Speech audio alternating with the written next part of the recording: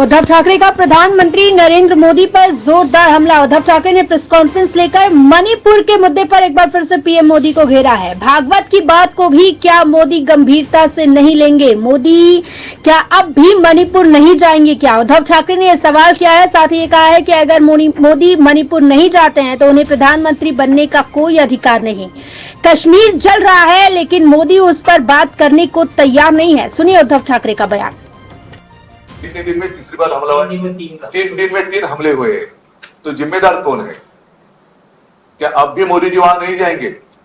क्या अब भी वो बाकी जो विपक्ष, हम तो विपक्ष नहीं मानते, प्रतिपक्ष कहते हैं, उनको ही खत्म करने में अपना आनंद मनाएंगे?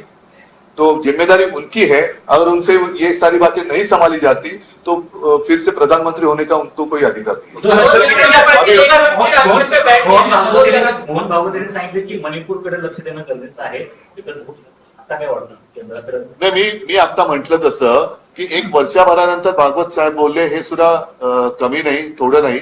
वर्षभरानंतर मणिपूर जळते, त्याच्या झळा त्यांच्या कार्यालयापर्यंत पोहोचल्या किंवा त्या बातम्या आल्या, ही त्यांची जर का संदेशवाहक यंत्रणा असेल एक वर्ष लावणारी, तर त्यांनी ती सुधारली पाहिजे.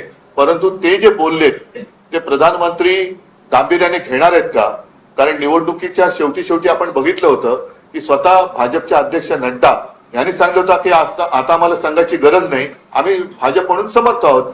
तर राष्ट्रीय स्वयंसेवक संघ जो एक पाया मानला जातो, त्यांची सुद्धा आता ही गरज संपलेली आहे. आणि मोहन भागवत सारख्या एका ज्येष्ठ नेत्यांनी हे त्यांच्या व्यथा मांडल्यानंतर आता तरी प्रधानमंत्री आणि गृहमंत्री मणिपूरमध्ये जाणार आहेत की नाही? तसंच काश्मीर पुन्हा पेटले.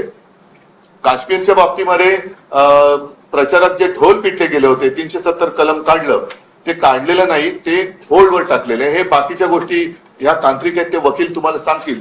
पण सातत्याने जेव्हा शपथविधीचे हे सगळे समारंभ सुरू आहेत, काल परवाकडे मोदीजीने घेतला, चंद्राबाबूंनी घेतली शपथ, पण तिथे लोकांचे जीव जात आहेत. मध्ये तर आपल्या सिक्युरिटी फोर्सेसवरती हल्ले झाले.